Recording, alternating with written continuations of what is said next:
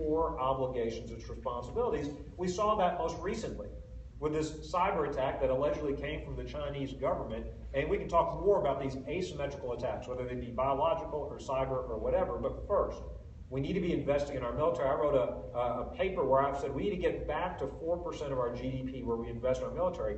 Not overnight. And yes, we need procurement reform. I'm not saying waste dollars. We need to spend those dollars more efficiently. But we must not hollow out our military. We're going to have fewer troops, fewer planes, fewer ships, older equipment than we've had in decades. We are spending more in our federal government than we've done since World War II, yet we're spending less in our military as a share of our economy, and that's just wrong.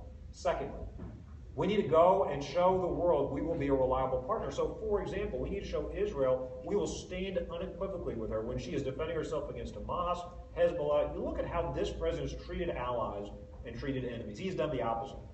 So when he talks about Israel, he almost talks like there's a moral equivalence between Israel and the terrorists. Whenever there's a conflagration out there, he'll say, well, both sides need to give up something and come to the table. But there's only one side sending their civilians to go and blow themselves up, their children and others, and these suicide bombers, to go and target civilians. There's only one side that's doing that. Israel's not doing that. And so we must stop talking in terms of moral equivalence and say we stand with Israel. Instead of alienating the prime minister, and instead of undermining their government, we need to stand with our allies, but we need to do that around the world. We've been studying the Keystone Pipeline, I don't know how many years. What's left to study?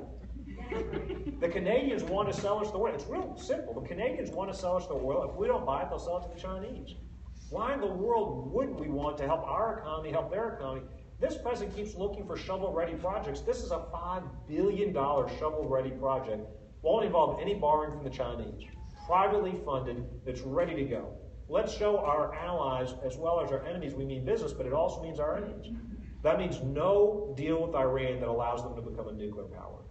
I'm amazed this president seems intent to sign a bad deal that could start a nuclear arms race in the Middle East. From a country, by the way, where we're not even willing to say as part of the deal that they have to recognize Israel's right to exist. A country, by the way, where recently the leaders were in a crowd where they were chanting death to America, death to Israel. We're not even demanding they release their American prisoners. And yet this is a regime we think that it's okay, they could be on the verge of becoming a nuclear power. So our friends need to trust us, our enemies need to fear and respect us. And then finally, we need to name the enemies that we face. We got a president who won't even name radical Islamic terrorism. Doesn't even like to say those words. Now, don't worry, he will protect us from medieval Christians. You know, if the Crusades come back, he's on guard. He'll have our back if that happens. I made a deal. I went to the White House and said, look, if he will protect us from radical Islamic terrorists, I'll keep an eye out for the medieval Christians. I'll make that deal with the president. I'm pretty sure we've got that threat covered. How can we beat ISIS if we don't even recognize the enemy that they are? We need a commander-in-chief that says we're going to hunt down and kill these radical Islamic terrorists that threaten us, that want to change and threaten our way of life, that threaten our allies. We have seen, you're exactly right, we have seen now 6, almost 7 years of America trying to lead from behind. It doesn't work. A stronger America, peace through strength, works. I never want America's military in a fair fight. Any potential fight, I want our military to be able to dominate. I want to make sure, and here's the irony, I'll close with this observation. President Reagan deployed troops less frequently than the presidents before and after him. The best way to avoid war is to prepare for it. If our enemies feared us, Putin wouldn't be in the Ukraine. If he truly feared and respected what might happen at the United States and our allies, weakness only provokes evil. Weakness only provokes radical Islamic terrorists. Peace through strength. It's not just a slogan. It should be the foundation of our foreign policy. I'm going to talk to you now, ask about 3 areas you named, 3 ones which I think are both vital to American security, but also very much on the minds of American voters.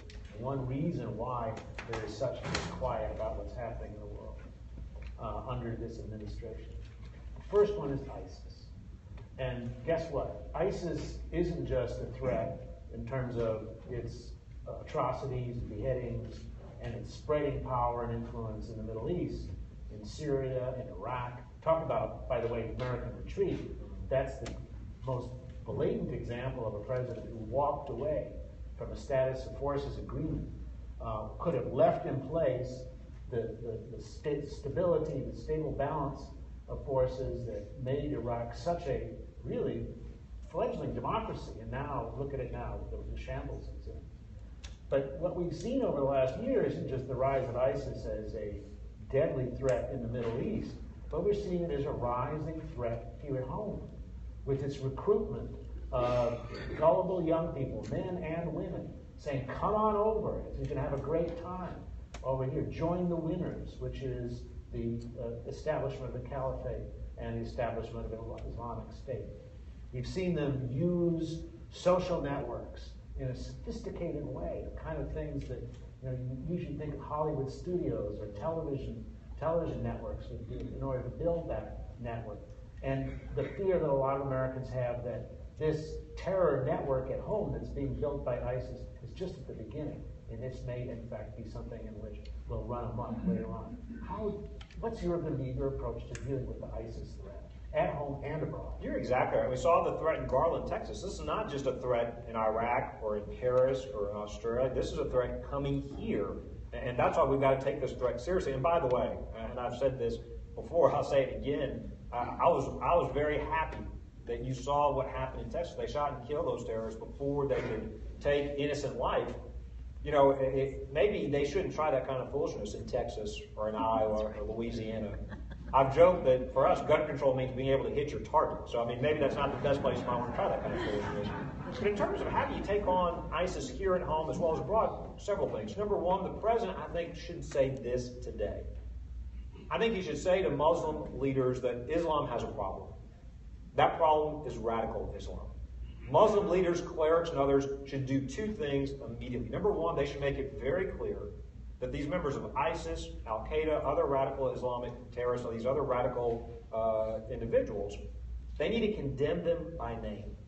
Not just generic acts of violence. It's not enough to say, oh, the bombing in the marketplace was wrong, or the taking of innocent human life was wrong. That's fine, but they need to go further. Condemn these individuals by name and say they are not martyrs. They're not enjoying a reward in the afterlife, but rather they're going straight to hell where they belong. And the second thing I'd like to see the president call on Muslim leaders to do is to recognize explicitly that they recognize and respect the religious liberty and other rights and freedoms for other people of different religious beliefs than their own. Because we have to beat ISIS militarily, diplomatically, as well as culturally. I gave a speech in London at the beginning of this year where I talked about the threat of radical Islamic terrorism, and I got, some on the left didn't like it. When I said, when it comes to letting people in our country, we should only let people in our country who want to be Americans. To me, that's common sense. You shouldn't let somebody who wants to come into our country to use our own freedoms to undermine those same freedoms for other people. Now, we used to proudly call ourselves a melting pot. We used to be proud of our assimilation. I think one of the things we can do is stop calling ourselves hyphenated Americans. We're not Irish Americans or African Americans or Asian Americans, we're Americans. So one, we've got to take this threat culturally as well as militarily and diplomatically. So secondly, militarily, we have got to defeat ISIS. ISIS is different from Al-Qaeda in that they need to hold on to territory to establish this caliphate. And so if you break their ability to hold property in Syria and Iraq, no, that doesn't mean that you've driven out and killed all the radical Islamic terrorists, but you make it much harder for them to recruit, to raise resources and money and new members. We need to be working more closely with the Kurds. I see where Senator Ernst here, she's got an amendment in the Senate that would allow our government to do that. We should be working more closely with the Kurds. They've shown in Kobani that they can effectively fight and defeat ISIS. They've been protecting Christians and other religious minorities in the region already. In Kobani, you have allied airstrikes as well as Kurds on the ground actually beat ISIS. In addition to helping arm the Kurds, secondly, we need to be giving more assurances to our Sunni allies that we're there to win this fight. I think you had mentioned what happened in Iraq, well, as well in Syria. We had that failed red line where the president drew this line in the sand, didn't enforce it. We've got Sunni allies that will help us, but they don't want to beat ISIS only to help strengthen Assad and therefore Iran. And so we need to reassure our Sunni allies and other allies in the region that we are committed to actually defeating our enemies, and as well as having a more friendly regime in Syria as well. And third, you go back to what you said about the status of forces. You're exactly right. We need to take the political handcuffs off of our military. And so right now the president's got an authorization of use of military force in the Congress with two provisions that Congress needs to change. One, there's a 3-year deadline. Secondly, there's a ban on the use of ground troops. I don't know why any commander-in-chief would ever broadcast to our enemies what we wouldn't do. This president seems more determined to tell us what he's not going to do rather than what he is going to do. I'm not advocating a rush to ground troops, but I'm saying, why in the world would you say what we're not going to do? Instead, why wouldn't you go to the Pentagon, go to your military advisor, say, give me a plan to win, and then we're going to win.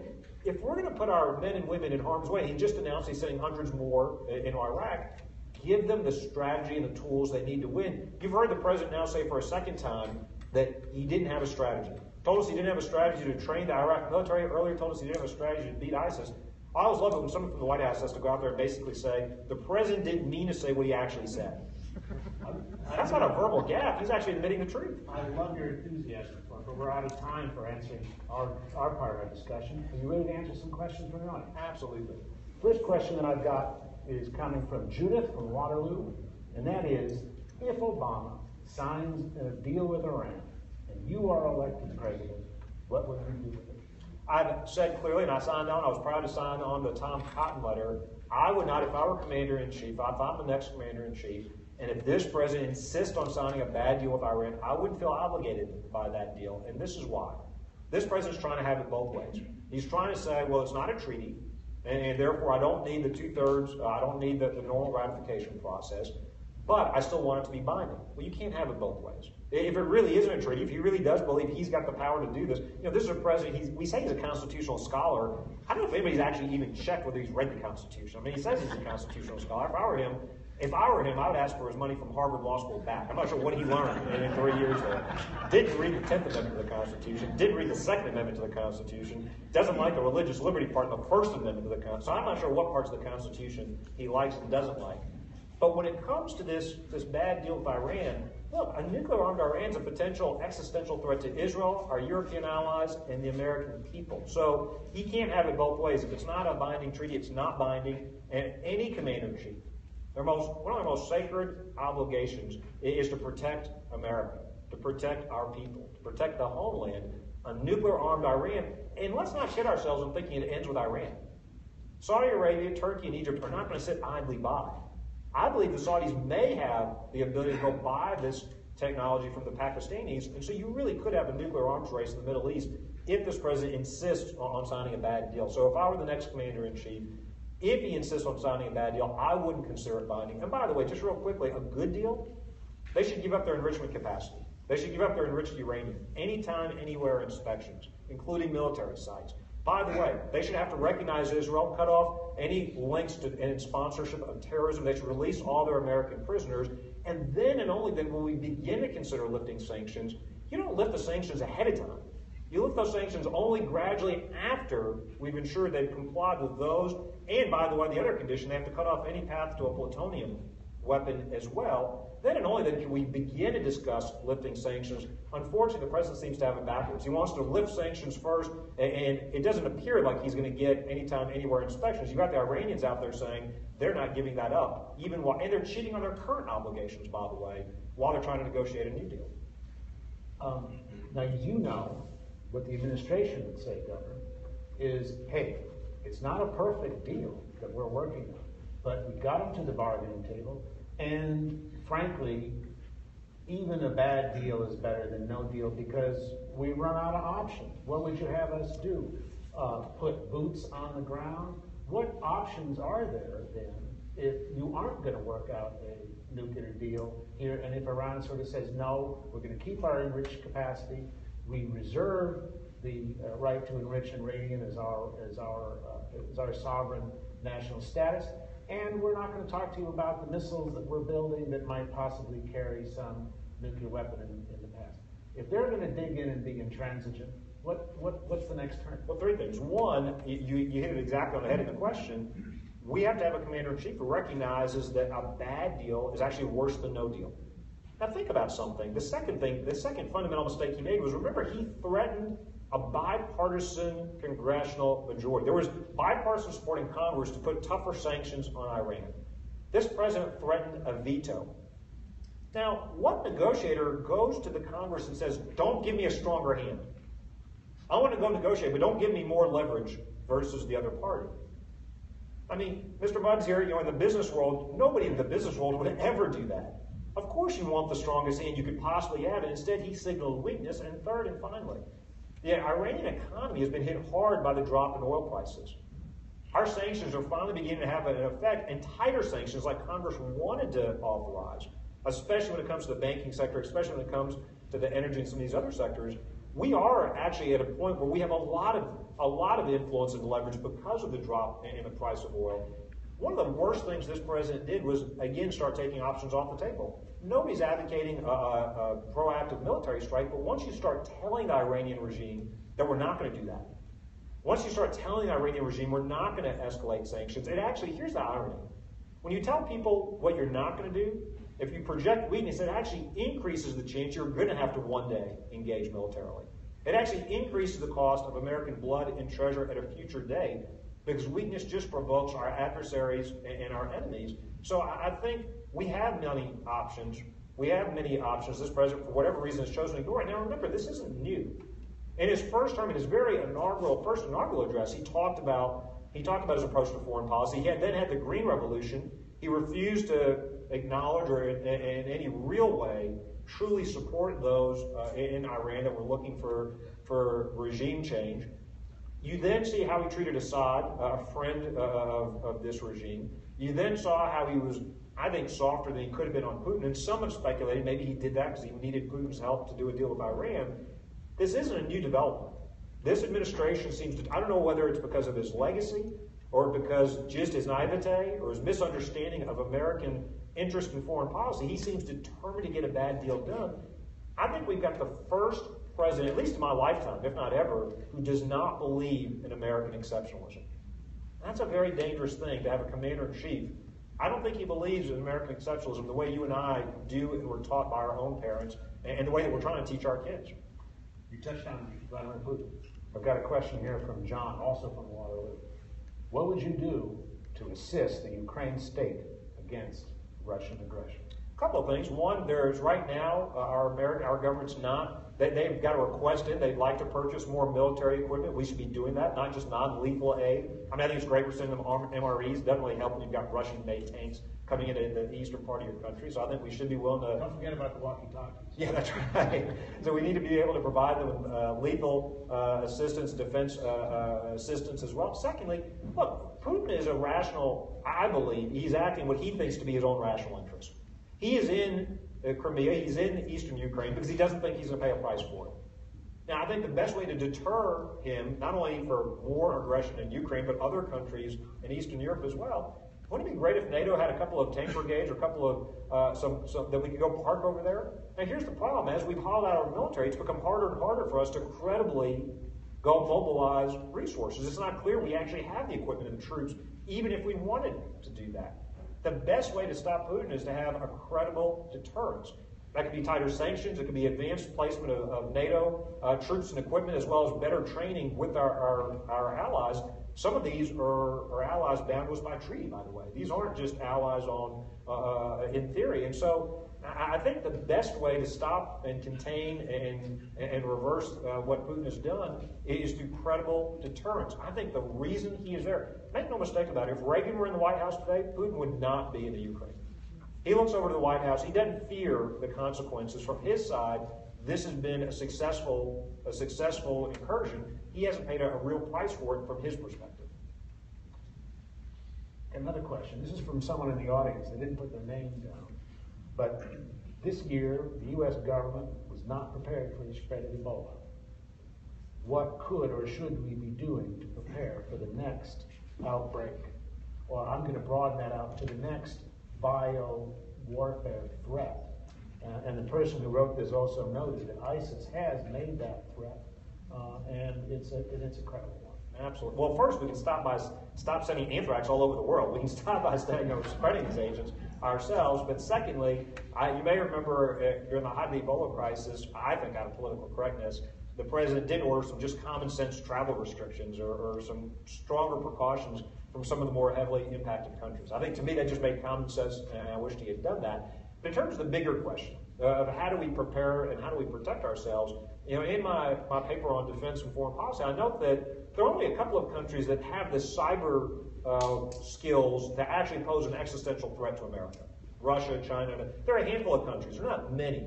But there are countries, there are individual actors, and there are rogue groups that can use asymmetrical warfare to do serious damage to our economy, our quality of life. And that can be cyber, but biological agents as well. And unfortunately, with the advance of technology, it is less and less necessary to have the support of a nation state to engage in asymmetrical attacks, including biological attacks, on America. There are a couple of things. One, I mentioned earlier, as our federal government has gotten involved in too many things, we've begun to neglect some of our core responsibilities. And you saw that in the vulnerability of the federal data. Now, imagine, there was a commentator today who made this point. This was data on federal employees. If they're not safeguarding the data on federal employees, how confident can we be that what are they doing with the rest of our data? Well, this was the data that they were supposed to be trying to keep protected and taking extra precautions to protect. So first, we've got to limit the number of things the government's involved in and refocus our priorities into actual defense of our country. And that means we've got to take more seriously. This won't be the first or the last cyber attack on our homeland. We've got to harden our infrastructure. And we've got to make it harder for others to do damage to our country. And that's going to take investments. And that's going to take resources and education. And now's the time to do that, not after the next attack, not after it is too late. So again, instead of the federal government trying to tell us what size sodas we can drink, instead of the federal government trying to tell us you've got to buy this type of insurance, instead of the federal government telling us you can't have these religious beliefs if you want to have a business, even if you're not hurting anybody, instead of the federal government trying to run our lives and having the EPA regulate every bit of water in every state, and instead of having the EPA trying to strangle our economy, let's reorient the federal government what it should be doing. Part of that is true homeland security, protecting our country. Now's the time to harden our infrastructure, our communities. And when I say infrastructure, and I'm not just talking about our national infrastructure like computer, I'm talking about our grid, I'm talking about our water, I'm talking about our food, I'm talking about our infrastructure in our country. Here's a question that many people actually sent in, both from the audience and also before. And that's this. You talk about raising the defense budget, increasing the budget in order to rebuild our force structure and our force strength. It's a great idea, and many people even recognize the necessity. But isn't your proposal really going to be a budget buster? Don't we already find ourselves swimming in debt?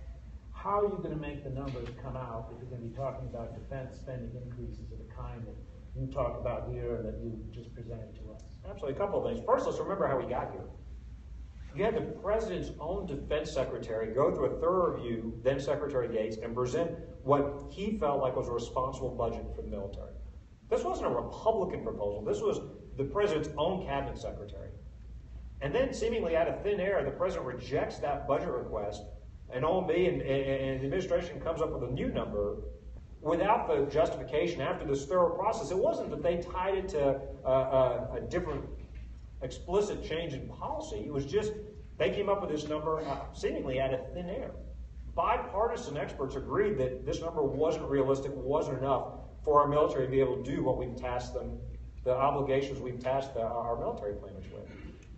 In terms of how do we make sure that we have enough resources to invest in our military, look, we need to shrink the size of government, not just slow its growth rate. So in the state of Louisiana, since I've been governor, we've reduced our budget 26%. We've got over 30,000 fewer state government employees, state government jobs since the day I took office. As a result, our private sector economy, our folks in the private sector have done better. We're a top 10 state for job creation, more people working than ever before, more people living than ever before in Louisiana, earning a higher income than ever before. We've got 90,000 jobs, $60 billion of private capital investment coming in our state, reversed 25 years of out-migration, 7 years in a row of in-migration. We need that kind of fiscal conservative change in D.C. Too often, the Republicans as well as the Democrats tell you, well, you can't balance the budget. You can't repeal Obamacare. You can't shrink the size of the federal workforce, shrink the size of the federal budget. That's nonsense. Forget the military investments. We're done as a country if we can't do those things. Over $18 trillion in debt. Nobody in D.C. is talking about how do you balance the budget, pay our bills. They're a bunch of math deniers. That's really what they're, if we're honest about it, they're math deniers. They know this isn't sustainable. They know this doesn't make sense. They keep kicking the can down the road. We've got to invest in the military, even as we shrink the size of our government. The way I look at it, you figure out what you need to spend to protect your country, and then whatever's left, that's how you figure what you've got to run the rest of your government. The Constitution is very clear about this. There's only one thing it tells the federal government it has to do, and that's to protect us. And by the way, this is based on historical spending patterns. I'm not saying, look, I say 4% is a goal. The reality is it needs to be driven by the real needs of our country. But if you look at what we've spent historically, we're nearing an historical low post-World War II. And at the same time, China is investing in a blue water navy. We're going to have fewer and older ships. At the same time, the other countries are investing in more advanced technology. And as you mentioned, missiles from Iran and North Korea, and other countries are investing in their air forces. We're going to have fewer troops, older, and fewer planes. We're making equipment, we're making our forces use equipment that wasn't designed to be in service this long. Some of our oldest planes will have been in service for decades. So this isn't an option. The reality is we're going to have to do this. The sooner we do it, the better for our country. The longer we delay, the more expensive it's going to be, not just in dollars, but in American blood. Here's the moral obligation. The commander-in-chief has to deploy men and women in uniform around the world to protect us. Freedom's not free. It's a volunteer military. The finest military in the world. It is. It's the finest military in the history of the world. Any commander-in-chief owes them the best training, the best resources. If you're going to potentially be sending somebody's husband, wife, son, daughter into harm's way, how can you possibly contemplate doing that if they don't have the best training, the best resources, the best equipment? That is a solemn obligation we make to those that defend us. So I don't think it's optional. I don't think this is one of the, and it shouldn't be partisan. By the way, post-World War II, there used to be a bipartisan consensus. We were going to build up America's tools, soft and hard tools, to project our power, to protect our people, to win the Cold War, the eventual Cold War. Especially as we transitioned from World War II into the Cold War, there was a strong bipartisan consensus. There should be a bipartisan consensus today. I'm a conservative Republican. I would hope there'd be enough Democrats that would recognize the need to do this as well. Hopefully this isn't just our Republican imperative. And last time I checked, building ships and submarines and shipyards, building planes and aerospace factories, designing software to power the systems that keep those systems going, also creates jobs, doesn't it? It does. It has an economic rebound that also are part of it, and historically been part of it. One, it's also created technology spin-offs. We need to have, not just we need to have the most ships and planes, we need to have the most advanced equipment and weaponry. We cannot allow anybody else to get beyond us. And you've got countries that are willing to invest those resources. We do have to beat ISIS. No mistake about it. We have to stop Iran from becoming a nuclear power. But the midterm threat that we need to keep an eye on is the rise of China. Look, you know that something is changing. It's not just allies in Asia. You've got countries like India and Vietnam that have not historically always been America's allies. They've been non-aligned or been in other spheres, now looking to America for leadership. Eagerly saying we want to integrate with America's values and economy and militarily and diplomatically. We want to be closer to America. They're not going to wait forever. It's a huge opportunity. It is. For the next president. It is, but if they don't see American leadership, at some point they're going to hedge their bets and they're going to go elsewhere. They're not going to wait forever. We've got an opportunity right now, and I hope we don't waste it. Okay, now we come to the big question. Are you ready? I'm ready. A lot of people say Bobby Jindal has been governor of Louisiana, a really good governor. He is somebody who has a lot of experience in Louisiana politics, worked in the federal government with Health and Human Services. But what does he really know about foreign policy? What does he really know about that? Now, I got to tell you, at the end of this session here, I don't know if they can really carry out that sort of accusation anymore. But they do ask the question about, do you have the experience, the kinds of connections, knowing people, powerful and influential people around the globe that would really make for experienced foreign policy leader? That's the question they posed. I want to hear what your answer is. You know, I think the best president that I can remember, certainly in my lifetime, when it comes to many issues, but certainly foreign policy, was President Reagan. He was a former governor as well, and I know that folks in D.C. that try to make this argument put too much value on D.C. experience. And I guess if you lived or your career were in D.C., maybe you would do that as well. I think what made Governor and then President Reagan so successful in foreign policy was that he came with a clear, articulated vision. And let's not forget, he was laughed at when he said it. President Reagan said when he was campaigning and before he was campaigning for president, we need to rebuild the military. Post-Vietnam, he saw the hollowing out of the military. He said, secondly, we need to win the Cold War. Containment wasn't enough. He described what he called the evil empire. and articulated not only through the hard tools of military investment, but the soft tools of America's role as an inspiration, that shining city on a hill, where freedom and liberty can be a shining light for people who were oppressed all over the world behind the then Iron Curtain. Let's not forget he was ridiculed when he said that. If you listen to the so-called smart folks, especially the folks on the left, and I suspect if you read a lot of editorial pages at the time, this is what you would have heard. He's going to bankrupt the country. We can't afford to invest in the military. You would have heard he's going to wake up the sleeping bear. We can't win a conflict with the Soviet Union. They're so much more, they're better positioned than we are. This is a foolish, he's going to turn the Cold War into the Hot War. All of those things were conventional wisdom of the day. Obviously, as Prime Minister Thatcher observed, Ronald Reagan won the Cold War without firing a shot. I think what we need in our next commander-in-chief is a clearly articulated vision for America, our role in the world, what our foreign policy needs to look like. For me, it comes down to peace through strength. For me, it comes down to American exceptionalism. We don't need 4 more years of apologizing for America, criticizing America. Don't need 4 more years of thinking that if America retreats, that void will be filled by people with good intentions towards America. We need to understand that weakness is a provocation. Strength is the one and only way America has ever experienced peace. And that is the way, that is the only path forward for us. And I'll close with this observation. It may be tempting to some to think, well, we can just hide behind these oceans. That's not true. I don't know if it was ever true before. It's certainly not true in today's world. Weakness only delays and makes more expensive that eventual confrontation. Our enemies are still out there, and to your point, they're not just out there, they're coming here. So the choice is not whether we confront our enemies or not, it's whether we confront them on our terms or not. Peace through strength works. Preparing for war is the best way to avoid it. The one common language that every one of our enemies and friends will understand is a stronger America. And I also should add, it's not just investing in our military. We didn't talk about this as much today. There will be another time or another place for that. We've got to rebuild our economy. A stronger America at home leads to a stronger America abroad. 2% growth. I know we had negative growth this first quarter. 2% growth is not a real recovery. EPA running the economy is not a success for a strong economy. The highest taxes in the developed world is not a formula for success. Obamacare with bureaucrats between you and your doctor, all these regulations, all these disincentives for people to create jobs, that's not the recipe for a stronger America. So we also need a strong economy to have a stronger foreign policy as well.